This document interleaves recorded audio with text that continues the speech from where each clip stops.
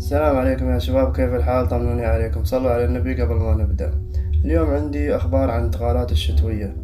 طبعا الكل عارف أن ميسي بيتم مع باريس، هاي أول صفقة اللي كنا نتكلم عنها من فترة. ما راح يرجع برشلونة، مستحيل.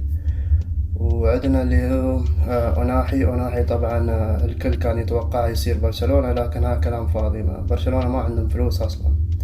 أوناحي ممكن ينتقل إلى نابولي. هذا الخبر بالنسبة يعني 80% تقريبا.